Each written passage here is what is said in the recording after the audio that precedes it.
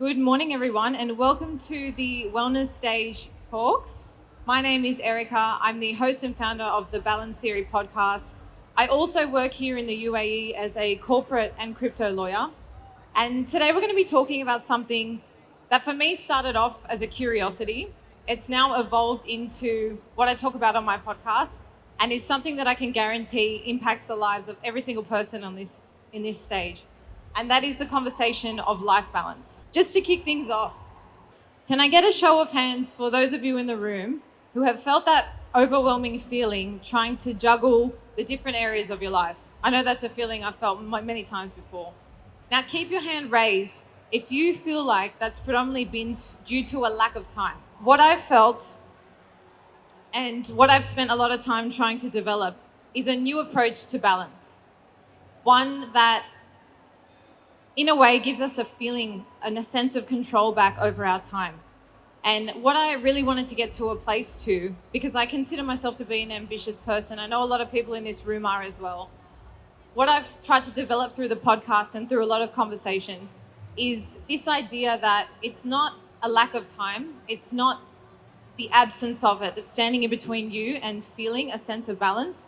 It's actually due to a lack of clear priorities.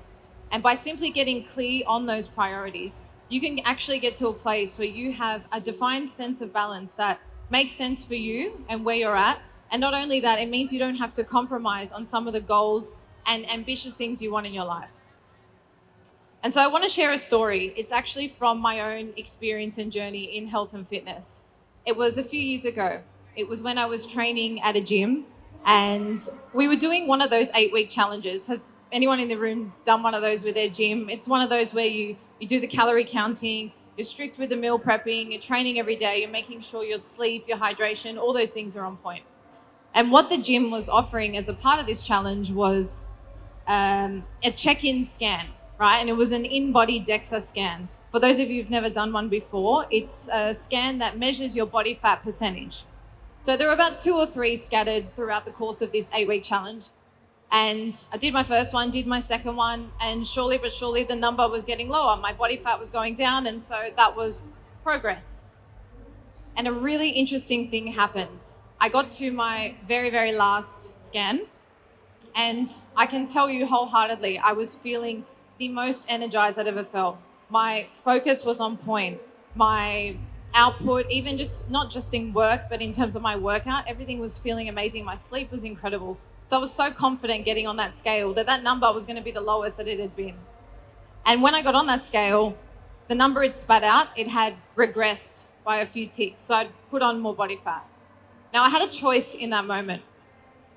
I could look at that number and take it as a sign of regression.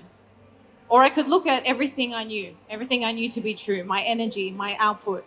And what I realized was that I was relying on this metric, this number, that was purely telling me about my body fat, and it could say nothing about all these beautiful ancillary benefits I had from training. And so what I came to understand there was I had a complete mismatch between the metric I was using and what I was trying to measure. And that kind of led me onto my first principle or idea when I started to think about balance, which is any standard metric or formula only makes sense if it represents a lifestyle that you actually want. So I started to become really obsessed with this individualized approach to looking at different things in my life. And so I started to go through it all systematically. And when I looked at my life balance, I realized I ran into the same problem. Now, I'm not sure how many of you guys have heard or maybe used or, just spoken about the standard yourselves. Work-life balance, 80-20 rule. Those are kind of the formulas or the metric that come to mind when I think about balance. But what I realized was I never stopped to ask myself, what does a balanced life actually mean to me? And not just the fluffy stuff like, having time for this and that, actually getting granular and practical with it. Just like I hadn't actually done that in my fitness, I hadn't stopped to say, well, why am I doing this challenge? What does it mean for me? What is the lifestyle I actually want? And what I came to realize was balance is not only different between me and you and you, but it's actually different for me at different moments in my life. So that's kind of the second principle of balance, that it's unique between individuals, but also for that individual at different moments in their life. So you need a metric or a formula that needs to make sense for what you want. And it's different for you at different moments in time. Speaking of what we want in life, I know a lot of people here have very ambitious goals. They want to achieve really amazing things for themselves. And I can't help but feel, I'm also one of those people, I can't help but feel the honest truth that there's something inside of me still in the back end that feels like if I'm putting time into having balance, that's time taken away from my goal, right? It's almost like you're wasting time if you're doing anything but that thing that you want to achieve. It's like this all or nothing approach.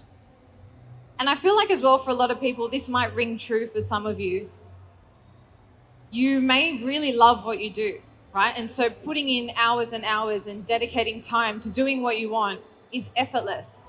And that's a really beautiful quality, and it's something that's amazing if you can have something that's so fulfilling in your life. But I think the risk is, or the shadow side to that, is falling into a really extreme approach, right? Where we neglect everything else at the expense of achieving that one thing. So I really wanted to start thinking about, surely there's a way we can be ambitious, have these big goals and dreams, but not neglect everything else on the side. Because I had a really interesting realization, and I'm sure most of you would agree, if you can make time for the things that energize you, that make you feel your best, you're only going to be better in doing what you want to do. So that led me to the third principle, which is that balance and success are not mutually exclusive, despite what I kind of taught myself or I'd been led to believe in the past. So what I want to do now is take you guys through how I took these principles and put them into something really workable and pragmatic for me. And that's why a lot of people love the podcast, the show. I'm a really granular kind of person. I like getting into the practicality of things. So I want to share with you guys something called the garden analogy. So I want you to imagine that you have 3 garden beds. Each of them have different plants, fruits, and vegetables in them.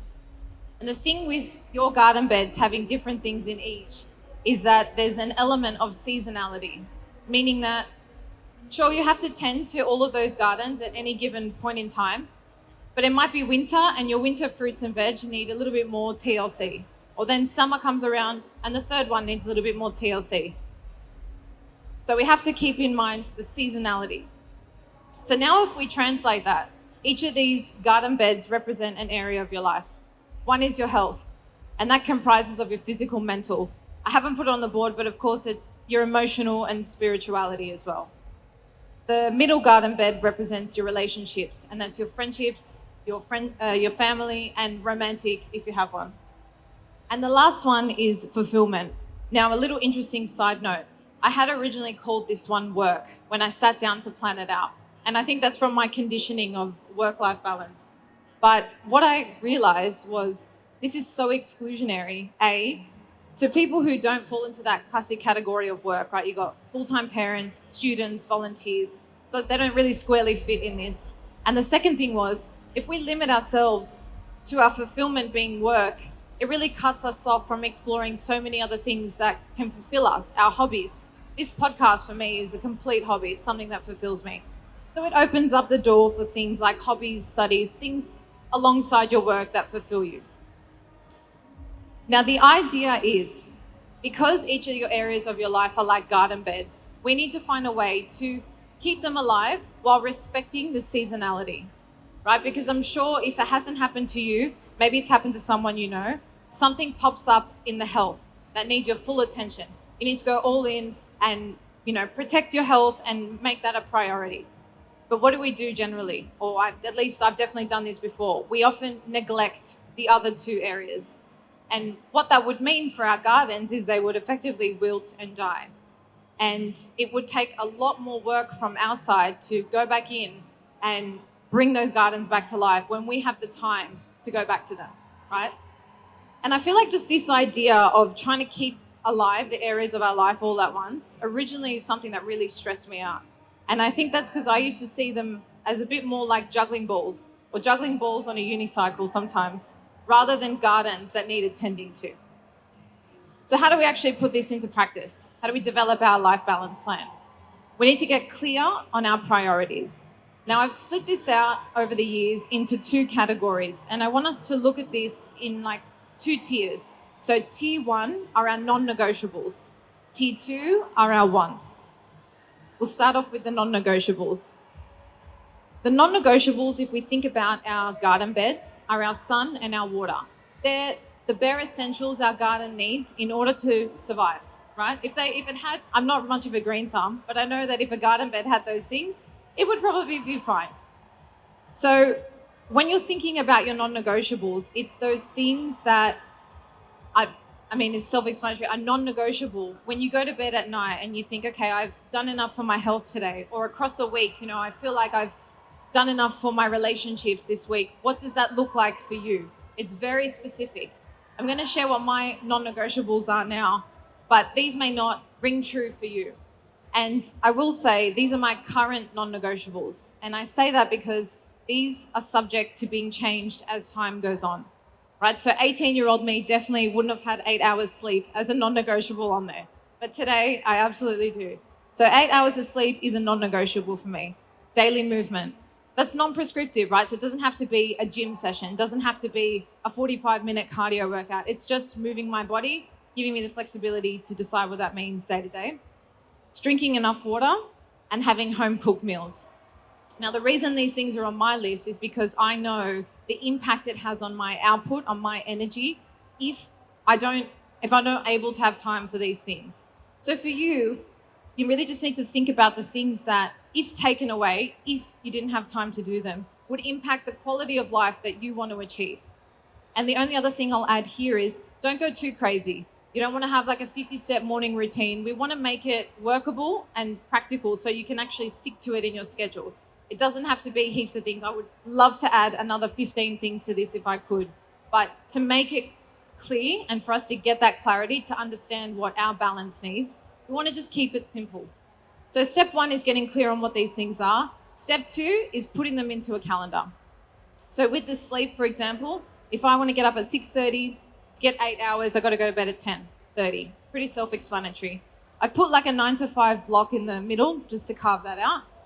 For me, if I want to get my movement in, if I've identified that's a non-negotiable, it has to happen in the morning.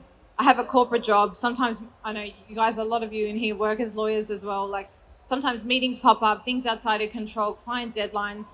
And if I don't get that done in the morning, I'm not going to be able to guarantee that I can fit my non-negotiable in. I want to share the example of the home cooked meals, right? So if anyone in here resonates with that, like they know how much better they feel if they just eat food that's clean, that they've cooked themselves, you got to get really granular with that, right? It's not just, great, I want to have home cooked meals. Let's not discount the mental toll required to plan everything out.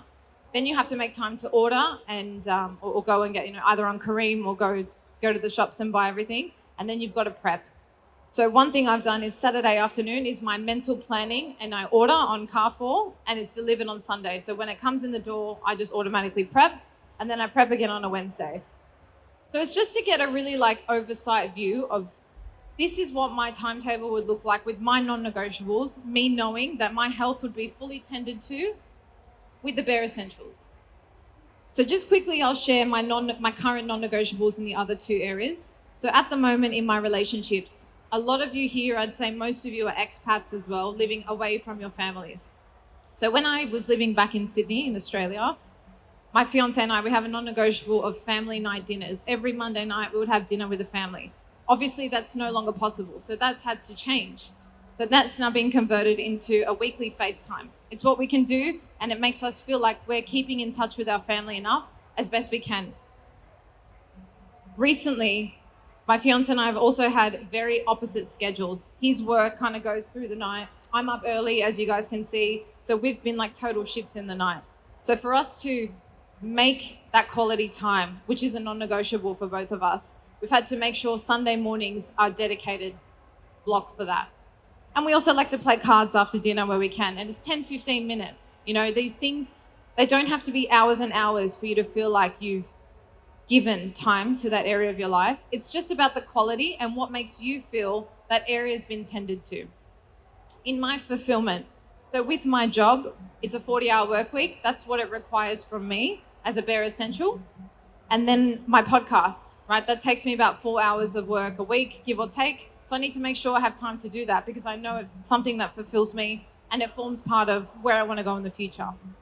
I want to introduce you guys to the one more thing that I've come up with over the years. It's this thing called no agenda time. So for me, this is representative of a time block. I'll show you guys on the calendar. So Sunday afternoon, it's a little time block with no agenda. Now, this doesn't mean that I do nothing. It means when I get to that day, when I get to that time block, I can decide what I want to do in that moment. So for those of you that have really hectic schedules and you feel like, sometimes when you make plans, like 4 weeks ago, and then you get to the weekend and you're just exhausted and you couldn't be bothered going to that event, these time blocks help you have that space for yourself to just decide on the day what you feel like doing. Whether that's socializing, whether it's staying in bed with some popcorn and Netflix, whether it's exercising, whatever you want to do, you've got that space to do for yourself. Now, this might ring true for some of you and you're like, you know what, maybe I can have no agenda every night of the week, 10 minutes. It doesn't have to be, you can take this and apply it however makes sense for you. But that's something I've really liked to just give me a little bit of space for myself as a non-negotiable. That's the first category of priorities. The second category are our wants. Now, we've got a cute little illustration here, but effectively our wants, if we go back to the garden analogy, I like to think of it like the fertilizer, bees that come to pollinate, things that are only going to help our garden thrive more. We don't need them in order to have that garden alive, but it's only going to bolster it and be a value add.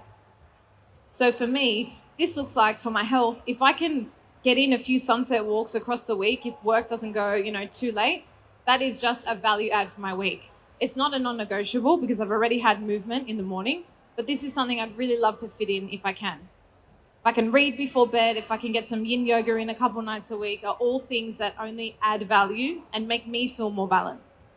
In my relationships as well, I've made so many beautiful new girlfriends, many are sitting in the audience. If I can get in some time with them across a week, that's only a value add for me. Same with my fulfillment. I've recently tried ceramics. There's some beautiful studios here in Dubai. That's been something that's made me feel really positive and just, given me a bit of space to have a bit of fun. Or paddled, just doing little things that I've identified, that's something I'd really like to do and would only add to my balance. So if you guys have your phones and you want to access just like a little bit of a PDF, I've put together a 2-step document. The first one will take you through your non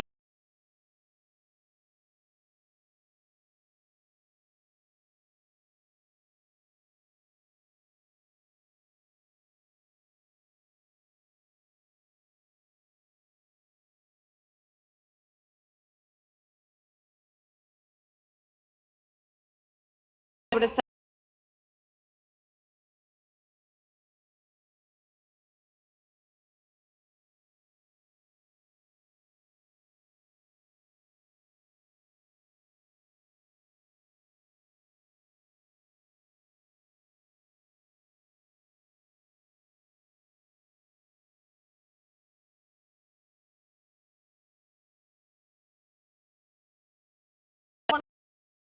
is mental, things are chaotic. I mean, we have those beautiful timetables, but life never goes to plan either, right? So when those things happen, you've almost got 2 tiers in terms of what you take off your calendar. So I always start with the wants. They're the things that come off the calendar first. If I start taking off the non-negotiables, I already know that's going to impact my balance because I've already identified that those things are non-negotiables. So it helps you get a lot better at prioritizing your time. The second thing is it helps you set and stick to boundaries a lot better. So for those of you that struggle to say no to things, I have been there in the past and I feel like it's because I wasn't sure what I was protecting, right? So I was saying no, but I had no clarity as to what I was saying no for. So this has helped me really get a lot of clarity on that. So when I say no to kicking on a barasti, you guys know it's because I need my 8 hours of sleep. So this is my approach to balance. We've got the 3 areas of life. We split it out into the 2 priority lists and we treat them like gardens that need to be tended to on an ongoing basis. I've found the flexibility in taking this approach has really helped me get clarity on what matters for me at this point in time. And the second thing, if we loop it back to the beginning, I was talking about ambition and success. A lot of us have work that demands a lot of our time. more than what we would like sometimes. But if you can get clear on what your non-negotiables are, you can be as ambitious as you want. You can work as many hours as you want, as long as you make the time for those things that you've identified are a non-negotiable. And this is a way, or at least this is a baseline for me that I can always come back to when I'm feeling off. And I can guarantee you, if I've had a week and I just feel like not myself, mentally I'm just feeling a bit low, if I come back to this, it's definitely a non-negotiable that I've neglected. So it's something that I've found really useful over the years. If this has resonated with you, I drop episodes every week on the podcast. I alternate between interviews and solo episodes. I also live here in Dubai, and I'll be here at the event today and all of tomorrow. You can scan the QR code and that will basically take you to everywhere that I live online and everywhere the podcast is